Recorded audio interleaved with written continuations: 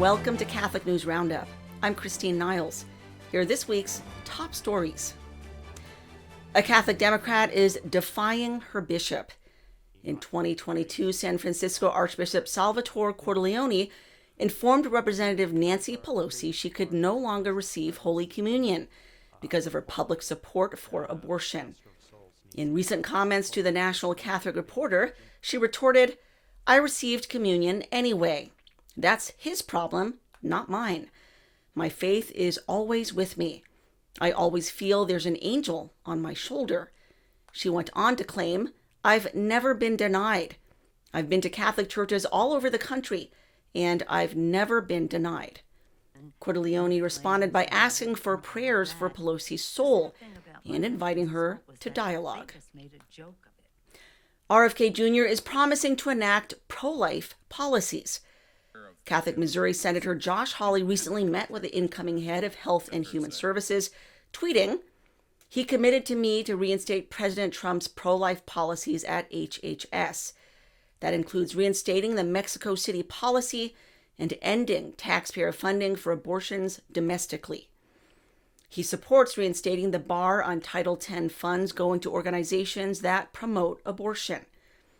RFK went on to say all his deputies at HHS will be pro-life, and he pledged to reinstate conscience protections for healthcare providers. Meanwhile, in New Hampshire, a satanic holiday display has been smashed to pieces twice. Democrat Representative Ellen Reed, a self-identified Satanist, contacted the Satanic Temple and requested a display, which was set up near the state capitol. Shortly after its unveiling, while organizers were eating dinner celebrating the event, an unknown individual attacked and destroyed the statue. This was followed by 2 more attacks and eventual removal of the display. The satanic statue was back on December 16th, only to be decapitated by a lone vigilante, destroyed once again. And in related news, for the first time in U.S. history, a nativity was displayed on the steps of the U.S. Capitol building. The display was featured December 10th and included caroling, prayers, and scripture reading. It came months after Reverend Patrick Mahoney, head of the Christian Defense Coalition, won his federal court case, ruling that the steps of the U.S. Capitol building are a public forum, thus allowing peaceful demonstrations. Mahoney commented, "This event has ended and won the war on Christmas in the public square." And turning to politics, Donald Trump is reconfirming his commitment to ending transgender lunacy. During a speech at America Fest in Phoenix, Arizona, the president-elect restated his promise to protect the military, public schools, and women's sports. With the stroke of my pen on day one, we're going to stop the transgender lunacy. And I will sign executive orders to end child sexual mutilation, get transgender out of the military and out of our elementary schools and middle schools and high school. And we will keep men out of women's sports.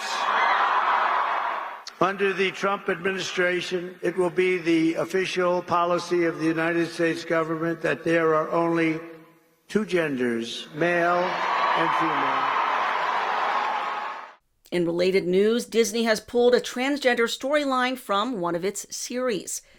The animated series Win or Lose originally had dialogue featuring a gender-confused character discussing his identity, but those lines have since been pulled.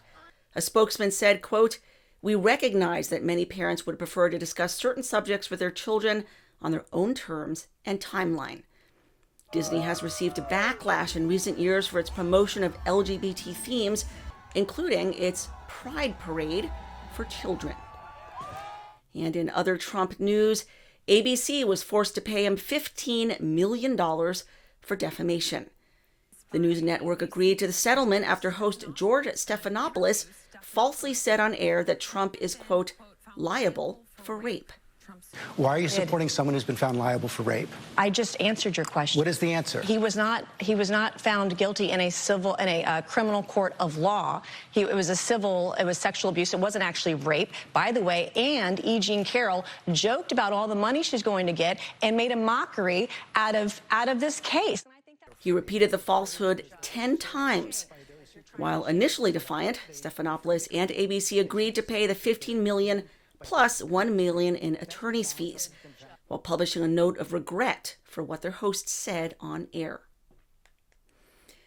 Pornhub is exiting Florida for good. On January 1st, the porn giant will block access to its site in the state after Florida passed a law requiring age verification to ensure children aren't viewing their content. While Pornhub claims the law endangers privacy rights, the smut peddler itself tracks user data. They have no problem getting the personally identifying information, the name, the credit card, the address of people for their paid sites. But they suddenly have a problem with age verification with their free sites because their free sites depend on frictionless traffic to the sites to sell ad impressions.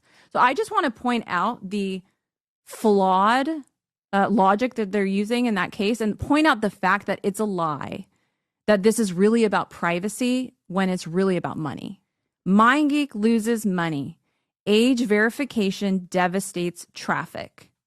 Pornhub stands to lose 50% of traffic. It costs us money to verify, and overall, it's a disaster. That's exactly what it's about when it comes to the resistance to age verification. I don't think it's 50%. I think they'd lose 90%. And turning to Nicaragua, the Marxist government is ramping up its campaign against the Catholic Church. President Daniel Ortega ordered the country's remaining religious sisters to leave this month. This comes after arresting the president of the Bishops' Conference in November and the expulsion and exile of nearly 300 clergy. The church has been critical of Ortega's repressive regime and has encouraged the people to peacefully exercise their civil rights. And in Japan, the country wants more babies. The capital city of Tokyo is introducing a 4-day work week for government employees in an effort to boost the fertility rate. Japan has one of the lowest birth rates in the world, suffering a record low last year at only 1.2 births per woman. That's a 64% drop since 1950. Marriages are also down, decreasing by 6% last year. The Japanese government is calling it an existential crisis as it grapples with an aging population without enough young people to join the workforce and fuel the economy. Meanwhile, the government is also enacting measures to make abortion and contraception more widely available, directly counteracting its goals of population growth. And finally, I wanted to draw your attention to the Divine Fulfillment Conference. I'll be a speaker at this conference, which features many bishops, clergy, and lay experts on a variety of topics, all related to mental prayer and mental health, achieving divine fulfillment in this world. My talk will focus on navigating church scandal in a way that brings about peace and hope rather than despair and negativity. The conference is free during the 3 days it airs, but afterwards you can purchase the entire conference for a fee and access its archive of many dozens and dozens of talks anytime you wish. Just click the link in the description to learn more. That is this week's Catholic News Roundup. Please visit stellamaris.media and subscribe for the latest news and updates. I wish all of you a very Merry and Blessed Christmas and a new year filled with God's graces. We will see you here in 2025. Thank you so much for watching. I'm Christine Niles.